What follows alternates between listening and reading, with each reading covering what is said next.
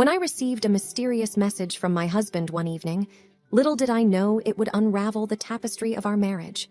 A sudden discovery, a young woman, an intimate dinner, and a cake celebrating an anniversary. But not ours. As I delved deeper into the shadows of secrecy and betrayal, I embarked on an emotional journey that would test the very foundations of our love. But, as the adage goes, after the storm comes, the calm. This is our story, a testament to love, resilience, and the strength of second chances. My name is Carol, and this is my story. It was one of those quiet evenings. The air carried a chill, the last reminder of winter giving way to spring. I sat curled up on my favorite couch, watching reruns of old sitcoms when my phone buzzed with a message. Glancing at the screen, I saw my husband's name flash. "Don't wait up," was all the message read. I frowned, puzzled. He had never sent such a brief message without any context. We were both creatures of habit. Our weekdays were pretty much set in stone: work, dinner, some quiet time together, and bed. It was our little ritual, a way to ensure we always spent time with each other, despite our busy lives. That's odd, I thought, trying to decipher the hidden meaning. It wasn't like him to be out without mentioning it to me, especially late at night. He probably has some unexpected work meeting or is hanging out with the guys, I said to myself, attempting to brush off the uneasy feeling. But as the hours ticked by, my concern grew. It wasn't like him to be out this late without at least calling. I started imagining all sorts of scenarios. Had there been an accident? Was he okay? Maybe he was planning a surprise for our upcoming anniversary. Around 1 a.m., curiosity got the better of me. I decided to check our shared location, a little digital string that always kept us connected. I expected to see him at his office, but to my shock, his location showed he was at the city's poshest hotel. What is he doing there? I wondered, my heart racing with anxiety. In a split decision, I decided to drive to the hotel. Maybe he was there for a work event, and I could surprise him, I reasoned. The streets were almost deserted, and the neon lights cast an eerie glow on the wet tarmac. The cool night breeze mixed with my growing trepidation. Arriving at the hotel, I parked my car and made my way to the lobby. The opulence of the place always left me in awe. Golden chandeliers, plush carpets, and soft jazz playing in the background. But tonight, it all felt like a blur. I was on a mission. I decided to check the hotel's restaurant first. Quietly slipping in, I scanned the place. And then I saw him. He was seated at a dimly lit corner table, but he wasn't alone. A woman, much younger than me, with cascading golden hair, sat across from him. They seemed engrossed in conversation, occasionally laughing, her hand resting on his. They were celebrating. A cake with the words, "Happy Anniversary," was placed between them. The world around me seemed to collapse. My head spun as my heart felt like it had been ripped apart. This can't be, I thought, trying to rationalize. There must be a logical explanation. Hiding behind a pillar, I strained to hear their conversation. Every word they exchanged felt like a dagger piercing deeper into my soul. I pulled out my phone, capturing a picture of them together, a shred of evidence of my crumbling world. With the evidence saved on my phone, I slipped out of the restaurant, my footsteps heavy with the weight of betrayal. The cool air outside did nothing to soothe the burning rage and confusion coursing through me. Why? How? When? These questions played on repeat in my mind. As I got into my car, the rational part of my brain tried to take over. I needed answers. Direct confrontation seemed like the best approach, but not tonight, not when emotions were so raw. Sleep was elusive that night. My mind replayed the scene at the restaurant over and over. The way he laughed, the intimacy, the cake. The word anniversary gnawed at me. Our anniversary was still a week away. Could it be a work anniversary? Or something else entirely? I questioned, trying to find any sliver of hope. The next morning, a plan began to form.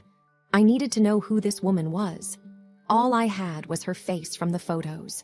With my husband gone to work, I opened his home office, searching for any clue. It felt wrong, violating his privacy like this, but betrayal had blurred those lines. Hours of sifting through his papers and computer files yielded no answers. Until, buried deep within his emails, I found a string of correspondence with a certain Elena. The emails started innocently enough, discussing work projects, but slowly took on a more personal tone.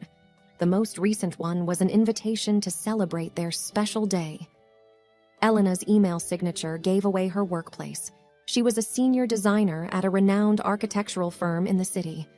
I decided to pay her a visit. The firm was housed in a sleek glass building downtown. Gathering my courage, I walked up to the reception.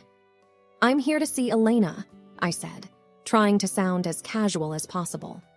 The receptionist eyed me suspiciously, but after checking her schedule, she said, "She's free right now. 12th floor, 4th door to your right." My heart raced as I took the elevator up. Outside her office door, I hesitated. The plaque read, "Elena Martinez, Senior Designer." Taking a deep breath, I knocked. She looked up as I entered, her face a picture of surprise. "Can I help you?" she asked. "I think you already have," I replied icily, showing her the picture from the restaurant. Her face drained of color. "Listen," she began. "I think there's been a misunderstanding." "Really?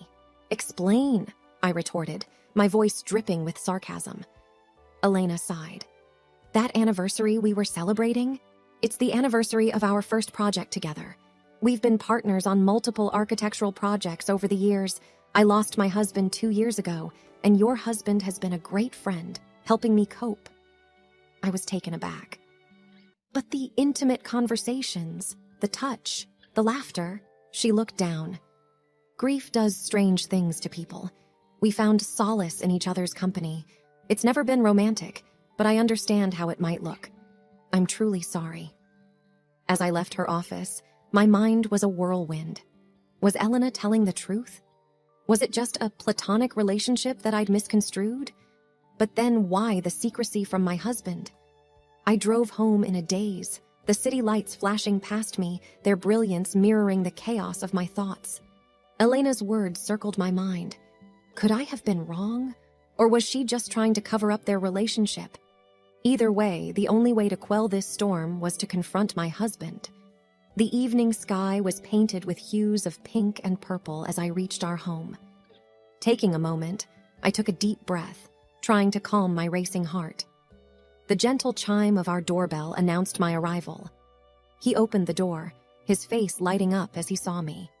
But the smile quickly faded, replaced by a look of concern. "You okay?" he asked, noticing my disheveled appearance. Without a word, I handed him my phone, displaying the picture from the hotel restaurant.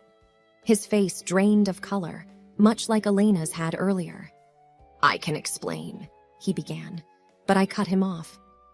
"I met Elena," I said, my voice quivering with mixed emotions. He looked down, his face a mask of guilt and regret. "I should have told you," he began. "I know how this looks, but I swear there was never any romantic involvement. Elena and I were just grieving together." My confusion deepened. "Grieving? Grieving what?" He hesitated. Then, with a deep sigh, he began. "A few years ago, we lost a huge project. It was going to be our legacy, a building that would stand tall for generations. But we lost it due to some internal politics and treachery. It hit both of us hard, especially Elena, as her husband had just passed away. We found comfort in shared sorrow. We promised each other that we'd bounce back, and every year, we celebrated the day of that loss as a reminder of our resilience." I looked at him, my eyes searching for any sign of deceit, but all I saw was raw emotion and vulnerability. "Why didn't you tell me?" I whispered. He took a deep breath. "I didn't want you to see me as a failure. I wanted to be your rock, the strong one. And when we started meeting annually, it became our thing. I realize now how wrong I was in keeping it from you." Tears welled up in my eyes, the storm of emotions inside me, anger, betrayal, relief, and love, threatened to overwhelm. "We promised transparency," I reminded him, my voice breaking. "I know," he murmured, his voice heavy with regret. And I'm truly sorry. We stood there for what felt like hours, the weight of secrets and misunderstandings pressing down on us. But in that silence, a realization dawned. Our love was strong enough to weather this storm. The next few days were a whirlwind of emotions. We both took time off work, realizing that our relationship needed urgent mending. The walls of our house echoed with conversations, some heated, some tearful, but all essential. One evening, while sitting on our porch, watching the sunset, he said, "You know, in architecture, when a structure is weak, it's not always about tearing it down. Sometimes it's about reinforcing it, making it stronger." I looked at him, sensing the depth of his analogy. "Are we the structure in this scenario?" I asked with a half smile. He nodded. "Yes, and I believe we can reinforce our relationship, make it even stronger." There were counseling sessions, some jointly and some individually. We peeled back the layers of our relationship, understanding the cracks and figuring out how to fill them. The counselor emphasized communication and trust, two elements that had been eroding in our bond. During one session, our therapist handed us a pot with a tiny plant. "This is a symbol of your relationship. Nurture it, water it, give it sunlight, and watch it grow. But remember, it needs constant care." Months turned into a year. The pain of betrayal, though never forgotten, started fading, replaced by a renewed bond. We spent more time together, embarked on trips, and rediscovered each other. One day, I came home to find a small gathering of our closest friends and family in our backyard. I was surprised and looked at him questioningly. He smiled, taking my hand. "This is our recommitment ceremony," he whispered. There, surrounded by loved ones, we renewed our vows, promising to cherish, respect, and communicate. It was a simple event, but the weight of its significance was profound. The plant our therapist had given us had grown, bearing its first flower. It stood as a testament to our journey, from wilted hopes to blooming love. Life isn't about the storms, but how you navigate through them. We had weathered one of our biggest, and in its wake, found a bond that was more robust and more profound.